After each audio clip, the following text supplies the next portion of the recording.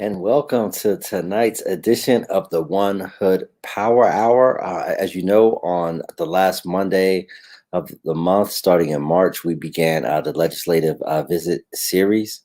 And tonight we have another special legislative visit with State Representative Jake Wheatley discussing laws surrounding adult cannabis use in the state of Pennsylvania and efforts to reform the current laws that are on the books to permit adult use of cannabis in the state of Pennsylvania.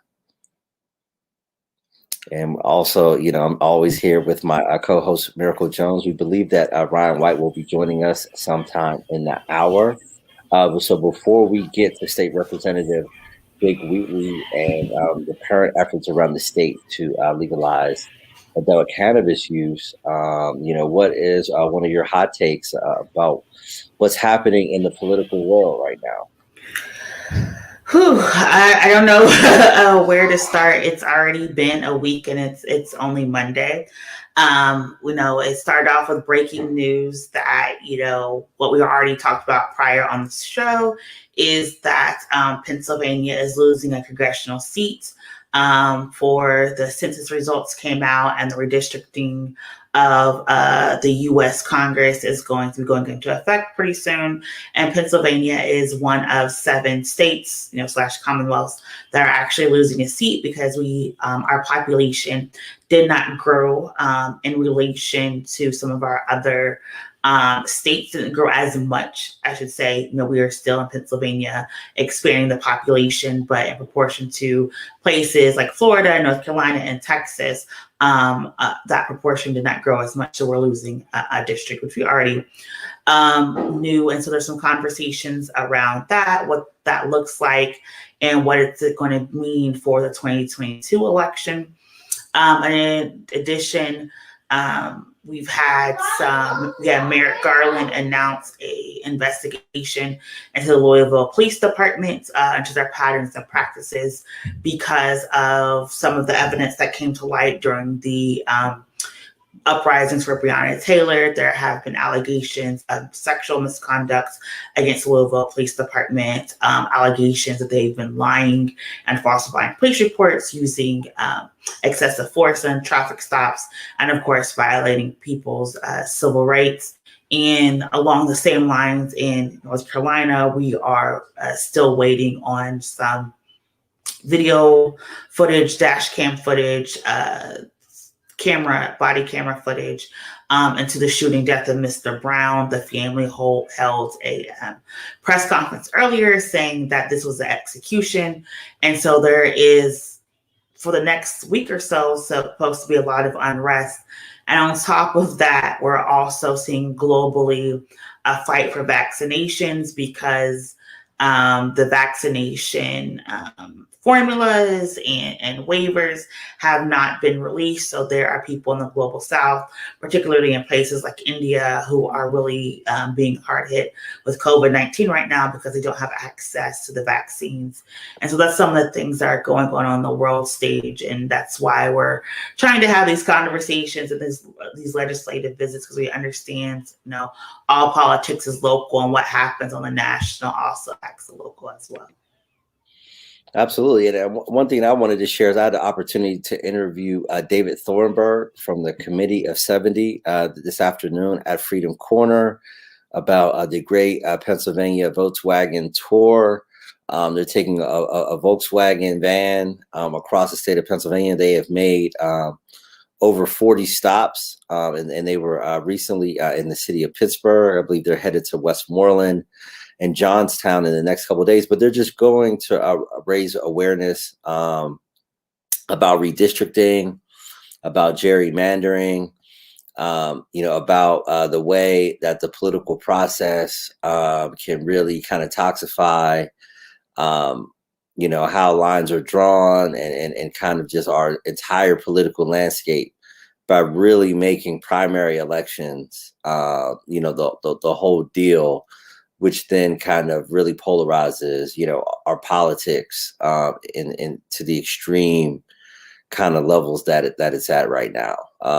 So I thought it was a really great conversation. You can check it out on One Hood Media's Facebook page. Again, it was a conversation with David Thornburg, the CEO of the Committee of 70, who's also a former Pittsburgher and also the son of former Governor Dick Thornburg.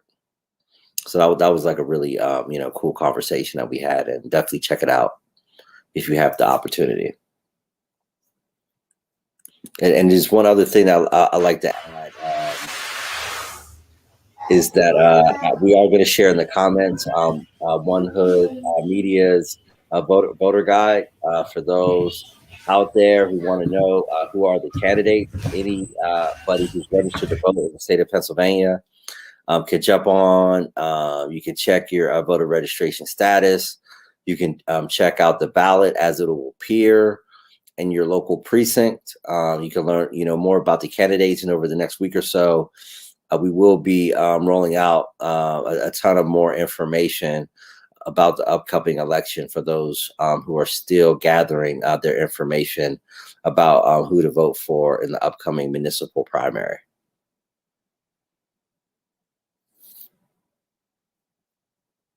And I think Ryan is going to join us now. But as we bring him in, I think it's also important to remind that the support, the American Recovery Act financial support is. I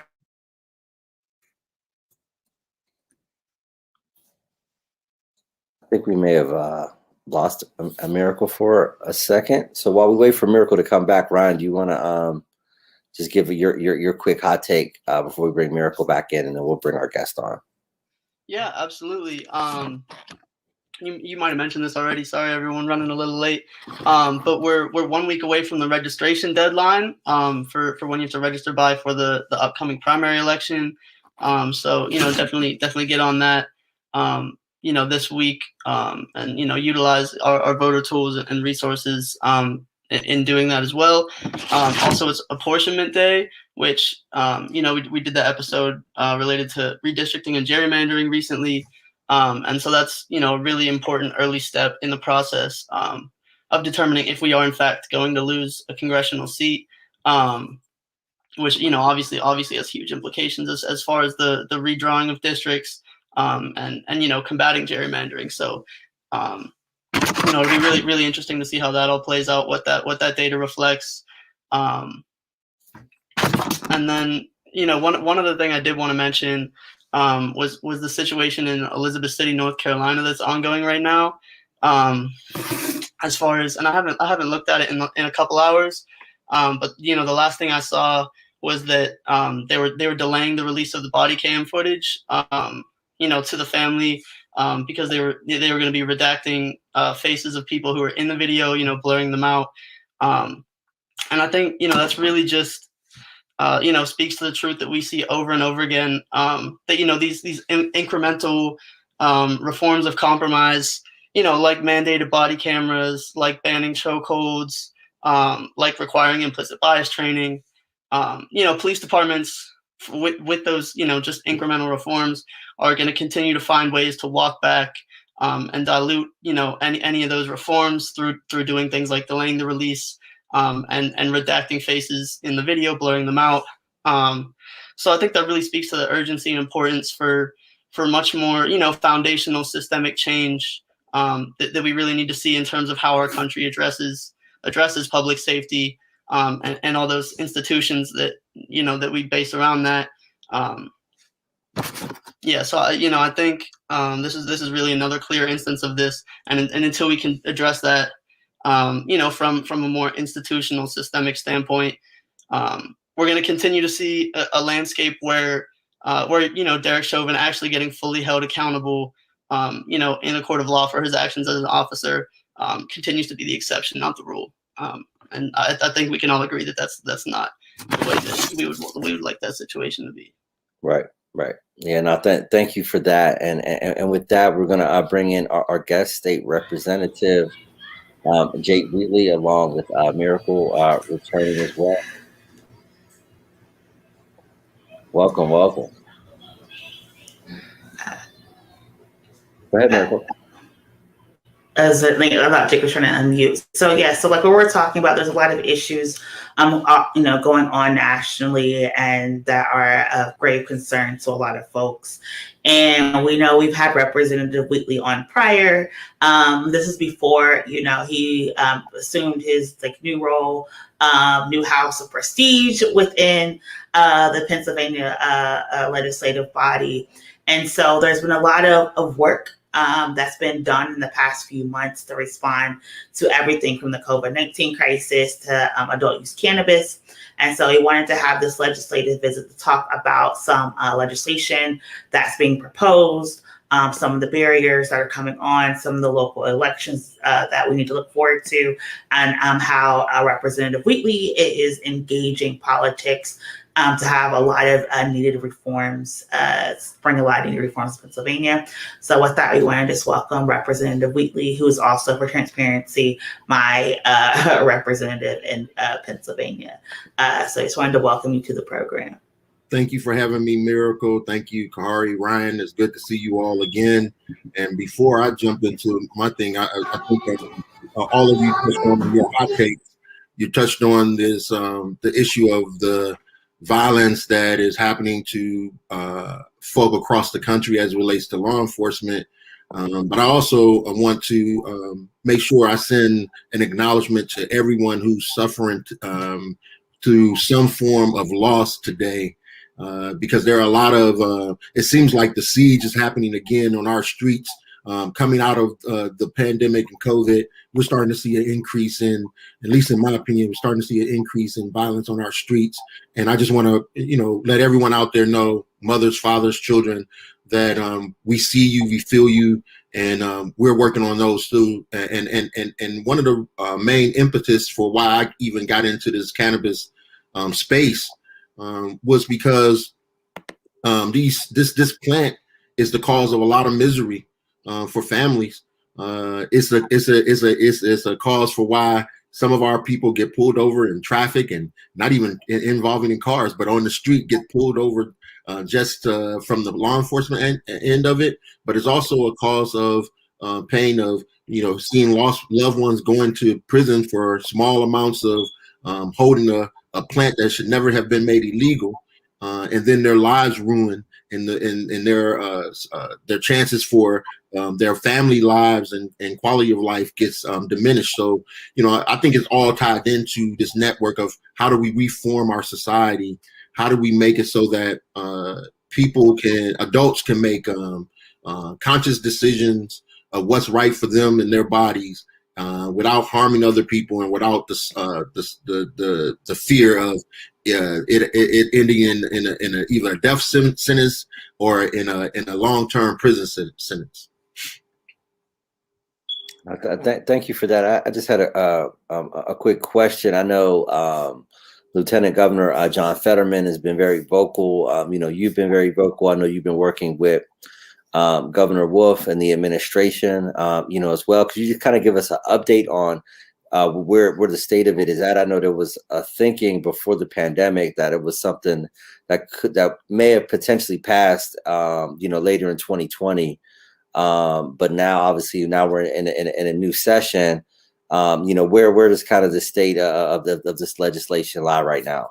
Yeah, I think we're in a blessing and a curse moment right now. The blessing is, I think, cannabis, the discussion around cannabis, adult use cannabis, is moving all around us. You see states like Delaware, New Jersey, New York. You're starting to hear about Ohio and others. You just saw Mexico pass adult use Virginia. So you're seeing it happening around us and across the country. The curse part of it is, I want to thank our federal members in Congress for sending us American Rescue Plan, but it let us off the hook of the financial pressures when Pennsylvania was faced with $4 billion budget deficit for this coming budget.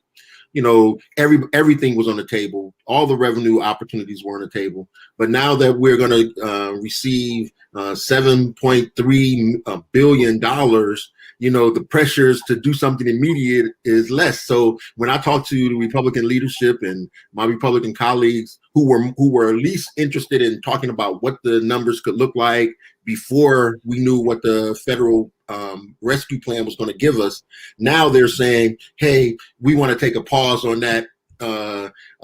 And so we're hoping to keep the pressure to try to get something, but it's more realistic that it's probably going to be another 2 years before we see this thing happen in Pennsylvania. And unfortunately, I'm going to keep pressuring it for us to have it as a part of our budget discussion this year.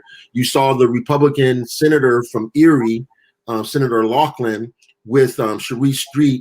They have a bipartisan bill, the first ever, which I want to congratulate them in their effort.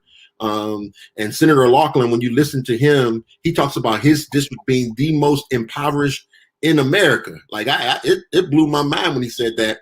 And he was talking about the opportunity for this industry to bring jobs, to bring opportunities, to allow those who have been hit with criminal records to come back into because right now they can't even work in the industry, even though it's legal on the medical side.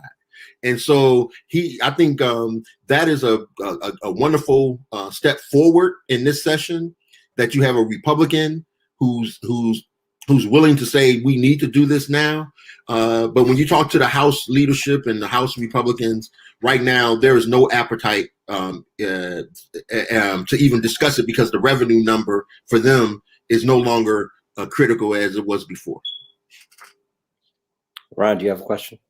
Yeah, just following up on that, financial component of that you're talking about, the economic impact of this. Do you have any specific approximate metrics related to your proposed legislation, as far as, like how much tax revenue, how many jobs that would potentially create? Just, if you have any approximate numbers on that for this bill. Yeah, we've been using primarily, we use some of the numbers from the former Auditor General. He did a study several years ago now, it's a little dated, but he did a study, and based off of his projections, we took his number and we estimated that, depending upon what level we wanted to put in the tax code, we could get anywhere from $300 million to $1 billion when it's fully ramped up, when the industry is fully ramped up. Now, when we look across the country, we just saw numbers that talked about this is one of the fastest growing industries across the country. I think the last year there were 77,000 people working in the cannabis space. That we know the tax revenues is in the billions, hundreds of billions of dollars that's potentially coming in from this space, both on the medical and adult use side across the country. We think we all see that this is an emerging industry that can be profitable.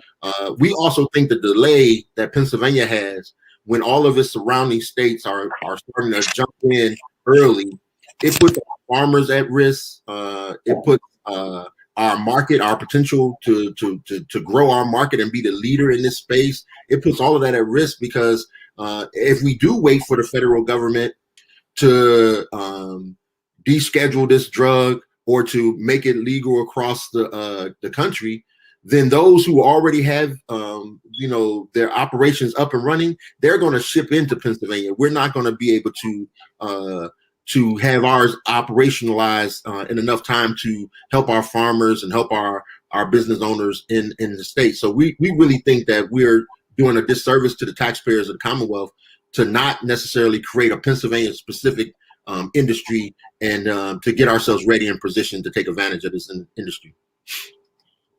And what kind of feedback do you get from legislators who are in opposition to it? When you see just from a competitive standpoint, so many of our neighboring states, jumping in, obviously New York, which is a huge deal, is jumping in. I know it's going to take them about a year and a half to get online, but obviously that's going to be a game changer, particularly for folks who live in the southeastern part of the state, rather.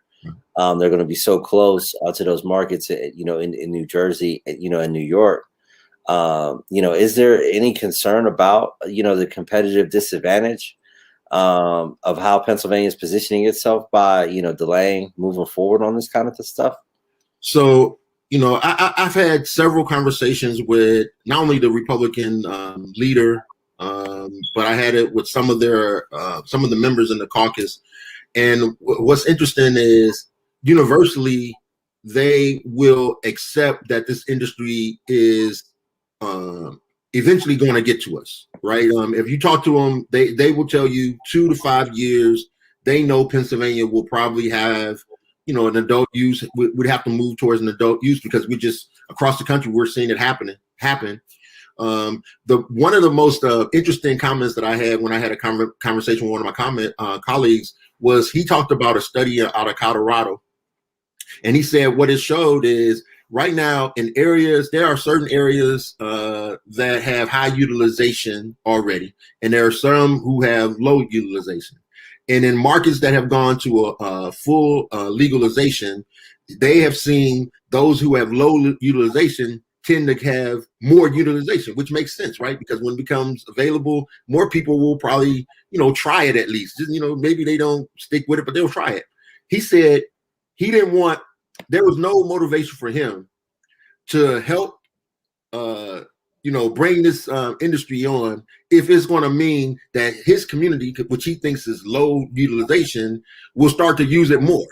And I had to laugh. I had to say, the reason why you probably see numbers, if you believe you have low utilization, is that most people aren't going to answer a survey and say, yeah, I'm smoking an illegal thing even once a month. They're not going to answer that, right? So you think you have low utilization, but we know universally, no matter if you're in a white community or a black community, the utilization is the same. So there's no higher utilization just because you're in a poor black and brown community. We just get exposed. The numbers get skewed our way, but the utilization is the same. So I think it's the misconception, the miseducation of my colleagues. And this is why we started this process. We had one this past week where we started a roundtable discussion, just trying to educate people on the information. We try to bring experts in to talk to us to make sure people understand, because some people fear that you're going to have more youth getting exposed to it. Well, right now you have an unregulated market where youth are getting exposed to the drug right now, this plant, but we don't know what's in it. Like, it's in its natural state. It's not harmful, but when you start putting all this other stuff in it, it becomes very dangerous. In an unregulated, illegal market, your youth and everyone else has that access to it, and they don't have any education. They don't know what's in it. If we regulated it, they can come into a legal space, not teens, but anyone over 21 can come into a legal space and know exactly what they're getting. So these arguments don't really make sense to me, and from my perspective. But I know there are certain people who are moralistically against the legalization issue. There are some people who fear that this will lead to, a further degrading of our, social standard in their beliefs. And when you have arguments like that, it's hard to, debate it from a rational standpoint, because that's just someone's, belief system. Yeah, and I know like New York and New Jersey get a lot of attention, but also Michigan is one of the states that did full adult legalization of use, but they also kind of created the system as reparational in a sense that set aside licenses for people who've been impacted and set aside a portion of the profits to go back and invest into the community. And I was wondering, can you talk about some of the social implications of adult use cannabis? You started off talking about the harm and trauma that this plant has caused from mass incarceration and over policing.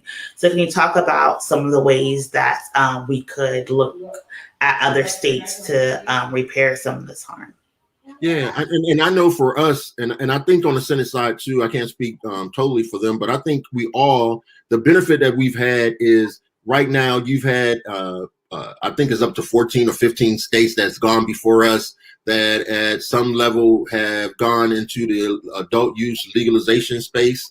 And so we are learning from each of those states kind of what we should be thinking about and how we can improve upon what they've done. And I know in our package that we're hopefully going to put forth, you'll see some of that Michigan flavor, but not just them, others where we've tried to use, because the governor has even said, we want to make sure when we bring this industry on that we right some of the social wrongs that had happened for communities that were highly negatively impacted. So if from a standpoint of supporting business investments, to helping them access in a more simplistic way to get into the industry, we know that a big component of ours is we want folk who have been penalized historically for cannabis to have ability to be owners in this space, to be workers in the space, to and even have supports outside of this space. And so that's a part of ours. I know the Senator Sharif and Laughlin, that's a part of their intention. And so everyone, I think one of the number one things right alongside revenue for some people is the social and criminal justice reforms, immediate expungement of records, giving them access into the industry, making sure that people can't be disqualified from employment for basically something that we're going to make legal. So all these aspects is things that we're going to be dealing with in these bills that you'll see coming forth in this new session. Yeah, thank you for that. And just following up on Miracle's last question and your last point about that, can you talk a little bit about, I believe it is House Bill 1070 that's focused on, giving minority small businesses, like creating more opportunities for them to operate in general, across industries, but how that type of legislation might make it easier as well to kind of try to, create that equity in the adult use cannabis industry that, at this point in the U.S., these last few years has been, dominated by typically wealthy white investors. So you just talk a little bit about how that other proposed bill might fit into, making that more of an equitable space in general, and prioritizing, those communities that have been impacted by this a lot. Yeah, since 2009, I just want you to know, since 2009, we've been proposing this bill. There's been different numbers over the session around, we really wanted to institutionalize some of the best practices that parts of our state departments are doing and others aren't. So depending upon what commission or authority or department you're dealing with, they may have some type of rules relating to utilizing minority-owned firms or women-owned firms or veteran-owned firms, but it wasn't universal. There's no universal law. Now the governor, depending on the administration, they might have some type of executive order, but there's nothing that institutionalized this from administration to administration and so on and so forth. And so that's why we think you have this considerably low number of small business owners of color and of who are women who are accessing state contracts, because our environment basically says, yeah, we say one thing, but the practice of it is another thing. And so what you have with House Bill 1070, and actually it's premature. My staff released it. We're still working on we're working with the administration on some stuff. You'll see a joint release of this. We're calling it the diversity business package of bills. We'll have a joint release with Senator Hughes, who's going to do something similar in the Senate, and our bill in the administration. But we want to really take some of the things we see. Maryland is like the gold standard as it relates to opportunities for minority and women-owned businesses. So we're going to take some of the stuff we see them doing, some of the stuff that we're doing right here from our gaming commission. When we bring on this new industry and adult use, We want to learn. We want to create its own little process because we didn't do as well. We have language in the medical cannabis side, but the oversight of it, the accountability to it, nobody's really making sure what we have in our language actually meets what we're doing in practice. So we really want to get this right, and I think that's what 1070 and bills like that are trying to do. We want to offer up opportunities, real opportunities for minority. And I got to stop saying small business owners, because you can be a minority or woman business owner and not be small, but still need support in helping you break the barriers that are preventing you from really, maximizing your abilities inside of this space. And by the way, we're having a conversation with the Small Business Administration on April the 29th, coming up this week from 6 to 7. I'll make sure we give you all the information so that you can get it to your network. Because again, Miracle talked about the American Rescue Plan. And if I'm an entrepreneur, or if I'm a person looking to be an entrepreneur, to be honest, this is the time you want to start creating your space and figuring out what you want to do, because there are going to be billions of dollars. This governor and this president, President Biden, Moneybag Uncle Biden, whatever you want to call him, he's definitely stayed true to his word. I don't think people expected him to be this progressive. And I don't think people expected the Senate Democrats and the House Democrats to be this aggressive in trying to really help this country come back, not only with the American Rescue Plan, which is major and what's in it. You all should actually have Congressman Doyle or Lamb or somebody break down what's all in this, because I think when people really understand it, it's a major boost to not only state and local governments, but to families. But then on top of that, they're coming right back around with an infrastructure bill that could be $2 trillion. He's talking about a direct family support bill around child tax. Around children and youth and education. Think about these. These are $1 trillion packages, never before done, that's going to be infused in our economy and to our families. And I think that's an important thing for us to distinguish. When people say, why should I vote? I think this is showing you why you should vote, because who's in those offices matter. Now, thank you for that. I did want you to briefly, discuss. Recently, you were at an event to highlight, I believe it was $122 million that the Pittsburgh Public Schools is receiving, in COVID relief. So could you talk a little bit, about that, as far as particularly for the parents of Pittsburgh Public School students, and what to look forward, and if there's other monies to other school districts in the greater Pittsburgh area as well that the parents should be expecting to come into the school district. So let me say this: schools have been underfunded. Our school's educational system is whack, basically, and it needs restructured. It needs redone, not just from the money, but from how we deliver it. Right? There's a case right now, a lawsuit right now, that I hope they win, which will force Pennsylvania to have to deal with its inequitable financing system for education, because normally that means poor Black and brown kids are the ones who get left behind consistently. But with that being said, Allegheny County School District will see a total of $300 million infusion of cash. Now, it's not coming as one big check. They're going to get checks every month from now until 2024. But that money can be used primarily for, they have very much a lot of flexibility to how they can use that money. 20%, though, has to go towards directly towards supporting the lost learning of children and students. So here, if I'm a parent in the city of Pittsburgh, you're going to get a little less than $122 million over the next 2 or 3 years. And the first thing I want to know from the school board and the superintendent and those who are in the system is how you're going to help my child, who many of them was struggling before pandemic.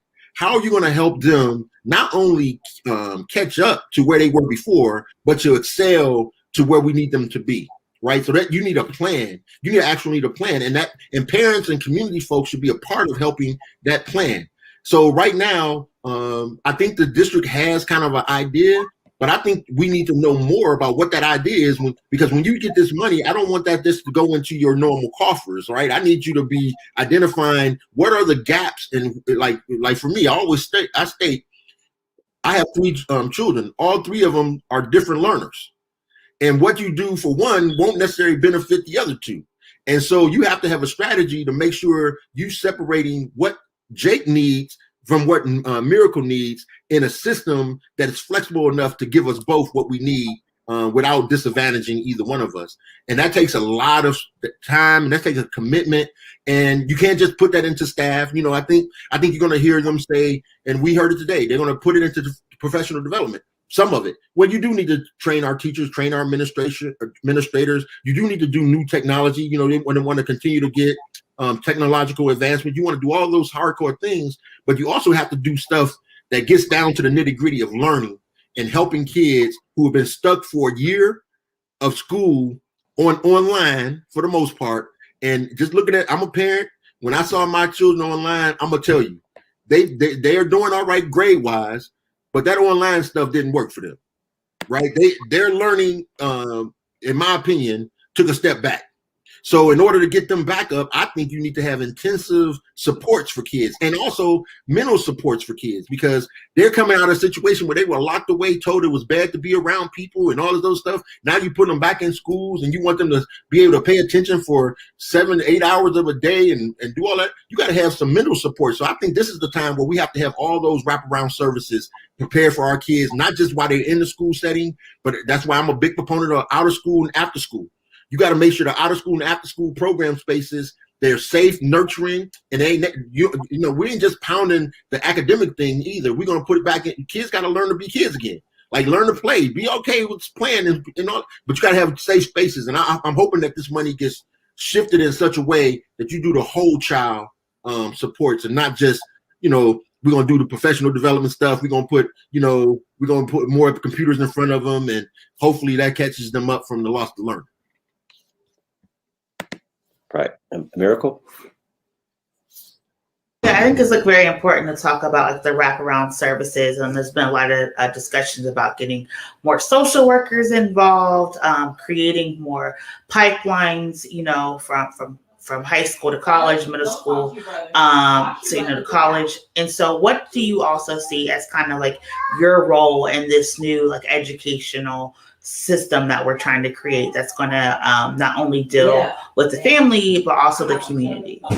Yeah, I think one of my main roles is to make sure we have all those systemic barriers, either resource barriers or barriers to, how you actually make this connection between what's happening inside of buildings to what's happening with families and their communities, making sure those barriers are minimized and if all possible, eliminated.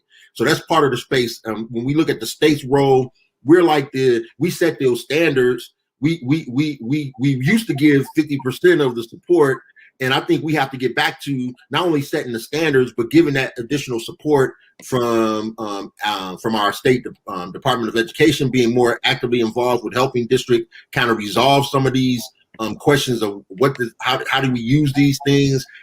Do you have best practices to help us do it in a better, more creative way?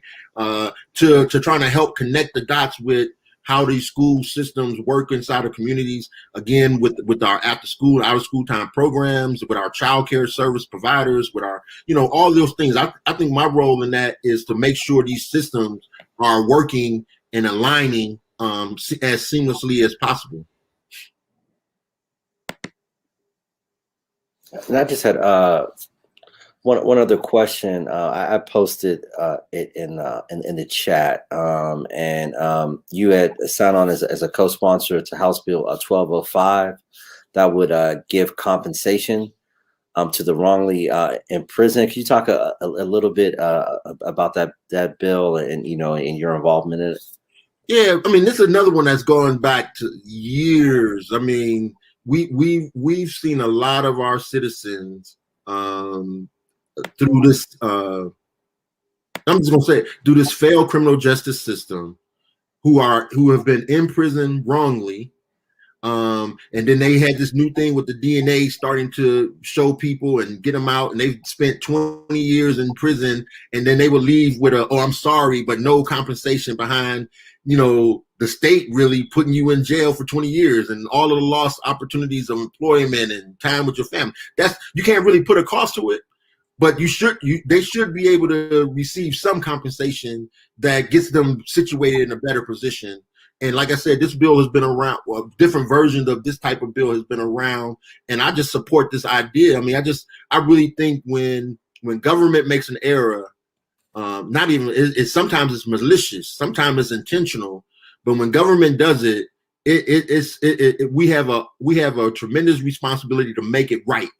And again, money is not the only way to make it right, but money certainly makes it easier for people who serve long times wrongly in a system and then come out here, and they still have to fight to make themselves whole again. And I think that this bill essentially tries to create a space to do that for people who have been wrongly imprisoned.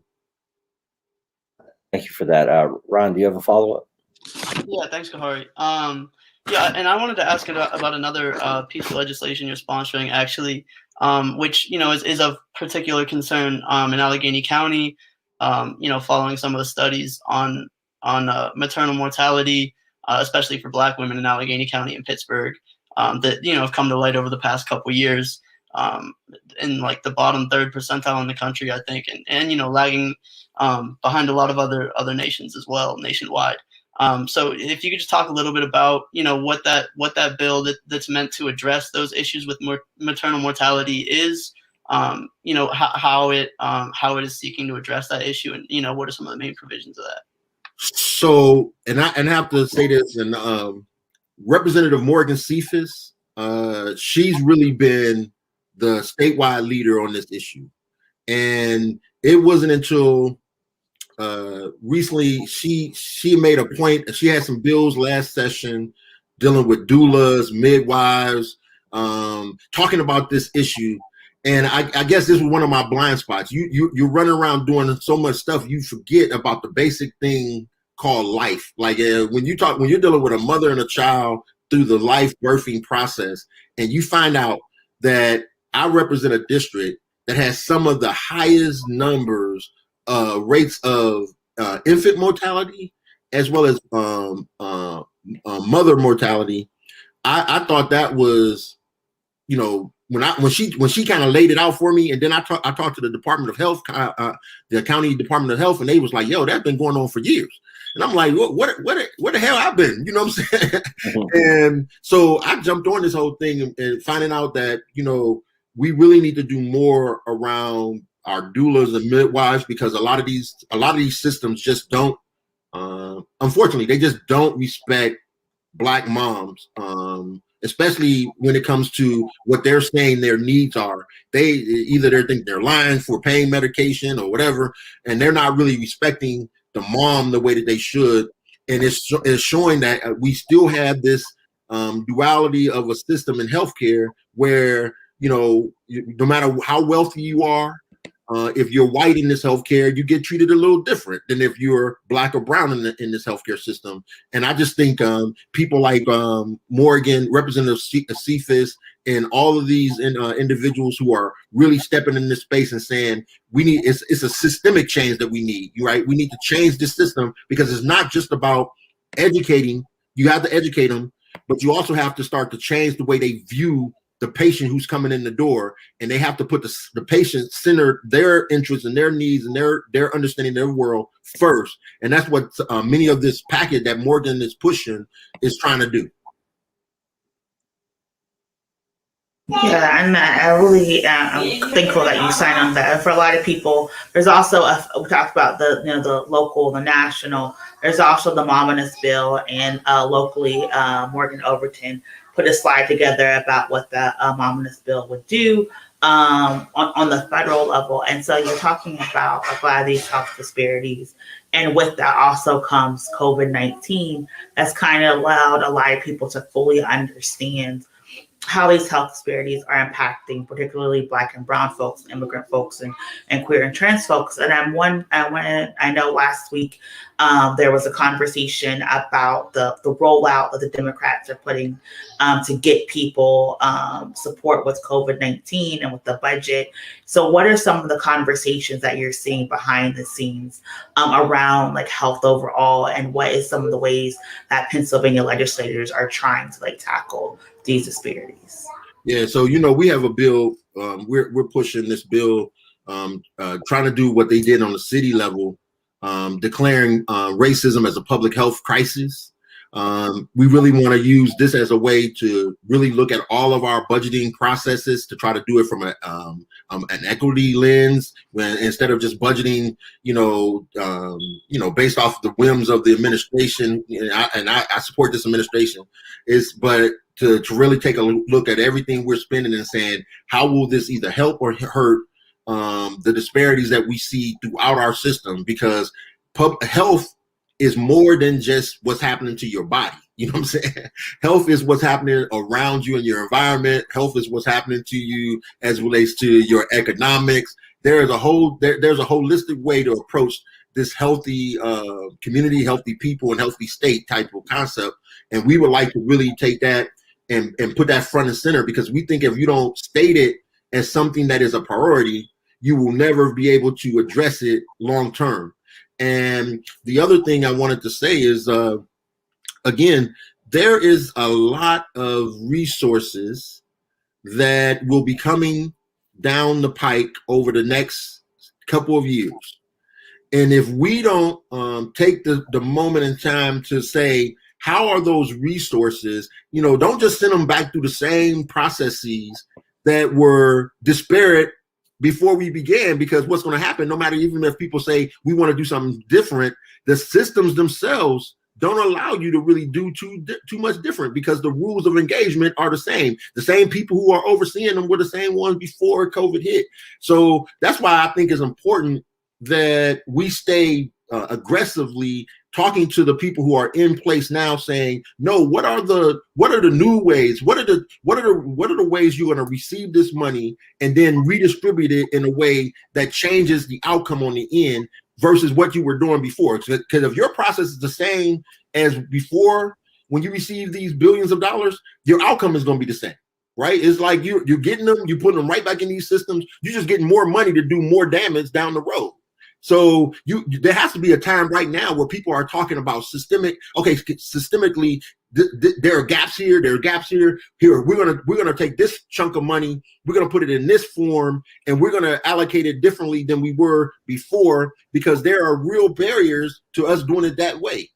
But I don't know if people really are trying to do that. I think people are grabbing this money and it's so fast, they're trying to grab it and spend it before the populace can wake up and say, hey, wait, slow down, hold on. I know we need this critical help, but before you start putting it in here, let's talk about how you're going to process and distribute this help. Because I want to be you don't need to send it to Fox Chapel to come back to help me in Homewood. You know what I'm saying? Send it to Homewood.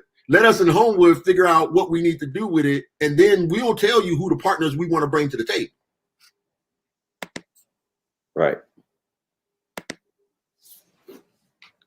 Ron, go ahead, Miracle. I was like, so talk about partnerships. It is an election season, right? There's a lot of, there's a lot of outreach, and you've been very involved in the current race for mayor here in Pittsburgh. Can you just talk about what led you to endorse Ed Gainey, and what are some of the things that you would hope that, regardless of who wins, the next administration will bring to the city? First of all, I tell people, endorsements don't mean nothing for real. The only endorsement that matters are the endorsement of the electorate, and I want to encourage every man, woman, who's able or other who's able to vote, get out and vote and participate in this election, because it's important. These local elections are more important than the national. And I know the energy for last cycle, when we were running, we had the national thing going. We had parties every weekend. They had early voting in every little location to try to increase. And if you really believe in that concept of trying to make it easier for access, we should do it no matter who's running, right? No matter who who it is. Okay, so saying that, Ed is outside of being my personal friend and my brother, I really think the man has a heart of gold. I think whenever there's been a call to action, that man been in front of it. He's not been afraid to take on serious issues and tackle things that aren't politically easy or correct. I think he's shown the interest of love of this city. And one of the main important things, like, this man is from Pittsburgh, born and raised on these same streets. He spent time coming up, learning under various administration.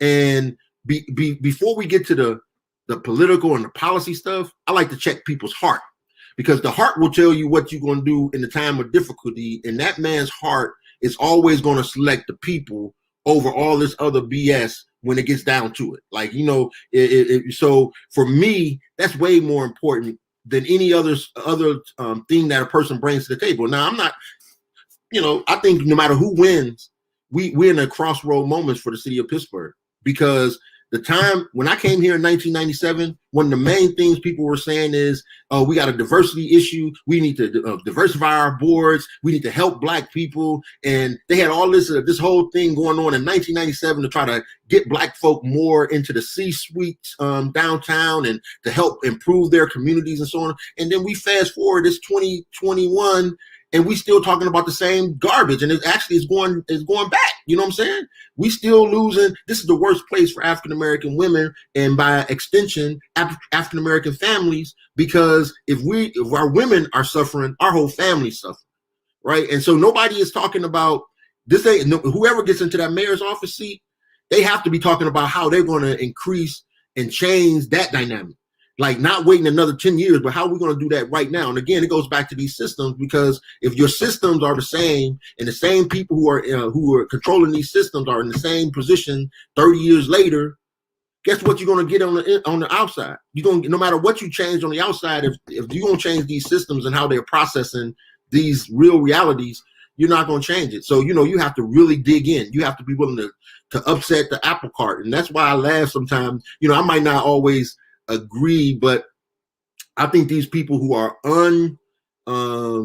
like yourselves, a lot of you on this call right here, I think when you are uncompromising and demanding that we're not going to accept just what you're willing to give, but we're going to make you stretch, and we're going to make you give the things that you weren't comfortable in giving with, that's the stuff that pressures people like us to continue to have to perform. And I'm not saying that the mayor or Ed wouldn't do it naturally, but we can't do it without you all keeping that pressure on everybody, making sure, like, I know you want to give that. You like, what I'm willing to give probably isn't what you need to transform. So you got to keep pressing me and say, no, I'm glad you're willing to give that, but now you got to go above and beyond that. You got to give more. You know what I'm saying? Absolutely. Thanks for that. Go ahead, Ryan. Yeah, I was just going to say, sticking on the topic of, the upcoming primary elections, one of the big concerns on a lot of people's radars, especially following the November elections, has been, that wave of voter suppression bills that have been hitting, pretty much every state in the country, Pennsylvania obviously being no exception to that. So I just wanted to ask, if there were any bills or voter suppression issues in particular that people should be, keeping an eye on right now and really advocating against. And on the flip side, again, if there's any bills that are actually, looking to expand voting rights and make it easier to vote and, kind of counteract past voter suppression. If there's anything there you wanted to highlight as well, and just any ways that people can get involved in supporting that. So just recently, the state government committee, which is where all of the voting related bills will come through the state government committee. They just finished 14 days. I think it was 14 days of a hearing. It was very contentious. Matter of fact, for all of the complaints of voter fraud and everything that people have been saying from the right, there's not one verifiable case of it happening here in Pennsylvania. But anyway, long story short, it's my understanding that the Republicans said that they're not moving anything before the primary. which is a good thing and a bad thing, because some of these counties, they really pushed us to try to give them some relief as relates to our mail-in ballot application, the time frame for them to start to count. Those type of things I think would have made our election move smoother. I know that there is a movement to kind of limit the no excuse mail-in, which, by the way, was something that the Republicans asked for in a trade-off to try to get rid of just straight party voting, and now they all of a sudden they have an issue with the no excuse mail-in. They want to curtail it a little bit. I think anything in a democracy that makes it easier for people to be able to vote and participate, especially in a country that still find it very hard to get the majority of our citizens to really participate each and every election, I think it's a good thing. As long as you can, and I think there's ways to verify. We have there are members who are talking about same day voting. There's members talking about expanding the mail-in process, making it an automatic thing for vote. So there are some ideas that Democrats have been putting on the table. But as of right now, I don't think there's anything coming down the pike before the primary. Well, I know there's nothing coming down the pike before the primary. But certainly Representative Seth Grow, who's the Republican chairman of the State Government Committee, and State Representative Margot Davison, who's the Democratic chair of the State Government Committee, might be good guests to have on at some point to talk to them directly about, how they see it moving, because this is going to be contentious. It's mighty funny. We had all these people turn out, and for the first time seeing the country and the state of Georgia go Democratic. And then all of a sudden, everyone has this problem with voting. They want to change the way voting is done. That should tell you a lot about where certain people are in this country. Yeah, and I will, for our viewers, say we have reached out to a lot of the Pennsylvania GOP members, and they just haven't responded. So we have tried to invite people onto the show to talk about voting, how they see what the issues that they see about voting, how they do about voting engagement, but we haven't just heard back from them yet. But just also thinking about, I know you started the programs censoring the people we've been losing to gun violence.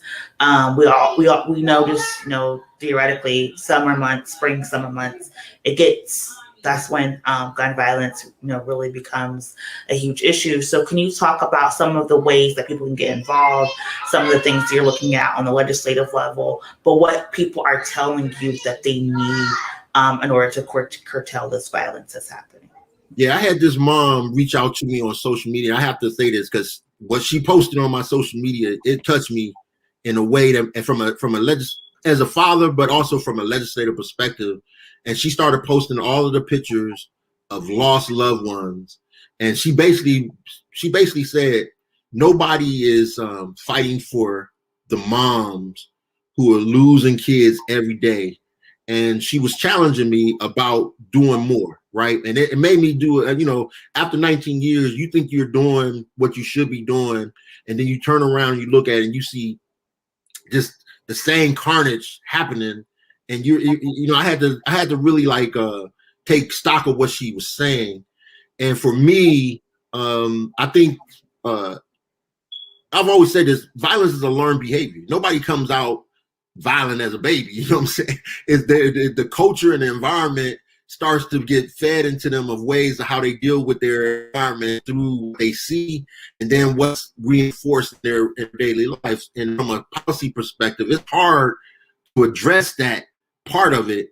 But I think to do it, you have to do all. I'm a everything person. I'm throwing everything at it. And when I say when you look at these spaces, especially in high poverty spaces, and walk around and they don't have quality fields, or they don't have safe spaces to go to where you have nurturing environments with caring adults who themselves are making wages so that they don't have to put their families at risk just to save your family.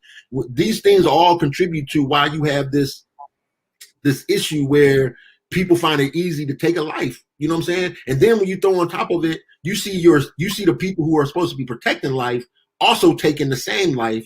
and nobody's valuing your life, that stuff is. And then again, looking at these families and these moms, you know what I'm saying? I feel like I got to do more. I don't know what the answer is yet. I don't know if it's just on the.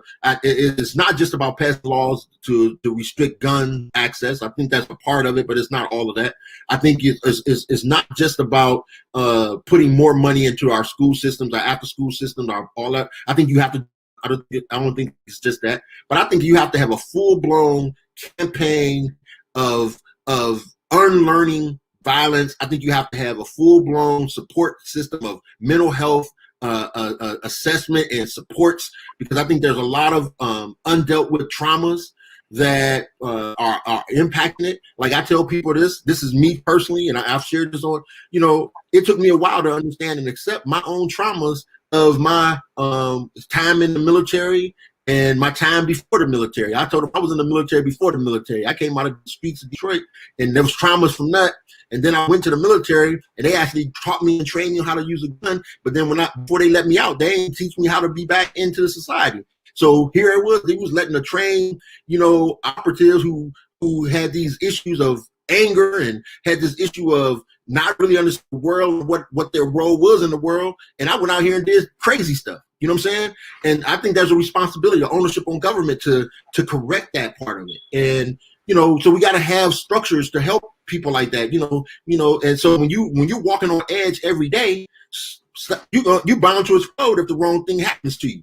And, you got to have a way to help people deal with these issues that are right before us. And I think, that's the big trauma. That's the big, the pandemic that we're not addressing, but that's the one that I think we need to work on the most. Absolutely. Thank you so much for joining us. And for those who are just joining us, we are here with State Representative Jake Wheatley discussing a whole range of issues. But the conversation began with his efforts to reform the adult cannabis use laws in the state of Pennsylvania. So in the last few minutes that we have with you, Representative, is there any other issue that you want to discuss or something that we haven't touched on yet? Because I know we touched on a lot of different topics tonight. Yeah, I think we hit the whole thing, man. I don't know. I could sit here for another 2 hours. I mean, y'all had did y'all have Joanna on here? Yes, yeah. We had Joanna, a couple times. Yeah, I got to make up for the time I had her on here. Y'all brought her into my space. You know what I'm saying? No, but I really appreciate that. You all have been consistent. You all have been at the forefront, and I'm just so proud. I mean, Kahari, you're not as young as you used to be. Miracle, Ryan, you are definitely young folk doing it, and I definitely think I'm so proud of you all. And every time I hear about the things that you are doing, I feel like our future is at hand today, and that we're in great hands. So, anything I can do to support you all's effort and work. And I want to encourage you all to continue to do that, because again, I know people believe politicians have they don't like people to criticize them or whatever. I think the thing that you all are doing are making the political environment change a lot. Like we have to come out and have to really get on our game and up our game. And it's like they said, steel sharpen, iron sharpen iron, and you all make us work and dig deeper. So keep going and keep pushing. Thank you so much for that. Miracle, you always close us out, the right way. So I'm going to hand the baton to you. Yes, so we want to thank Representative Jake Wheatley for joining us, who is, a representative here in Pennsylvania, who has been leading the forefront for a lot of these criminal justice issues, and has been making headway. And so we want to thank him so much for coming this evening and joining us for this past hour to talk about some legislation that he's introduced and co-sponsored and supported. In addition, with the One Hood Media Network, we're committed to bringing you information through programming and news and outreach. And so for this week, we have a lot of programs. Tomorrow at 2:00, I will be joining Catapult Pittsburgh and Literacy Pittsburgh for a conversation about GED myths and facts. So tomorrow at 2:00, we'll be having a conversation with Tammy Thompson and Keisha from Catapult and Dan from Literacy Pittsburgh. Tomorrow evening at 6:30, we are very honored to support the ACLU for their program, What Are the Magistrate Judicial Judges? Because those are judges who you are going to come before for anything first. They're your first line of offense or defense when you're going through the justice system here in Allegheny County. On Wednesday, we have a lot of programming as well. This week in white supremacy is Wednesday at 6. But also after that, 6:30, Farouk, who is the director of operations, is going to be having a conversation with the Keystone Education Fund and some others about avoiding judicial bingo, how to engage the judiciary. And Ryan, I believe, is actually at 6:00 on Wednesday going to be working with the Abolitionist Law Center and APA, talking about why we have to fight back against solitary confinement. That's going to be Wednesday at 6. And then Thursday at noon, we have on tilt the state of Black mental health in America. And with everything that's going on, Julius Footwright and Mama Brown are going to be talking about how do we take care of our mental health? How do we engage when we see so much pain and trauma going on? So that's the programming that we have for you this week. Like we talked about at the top of the hour, we posted in the chat.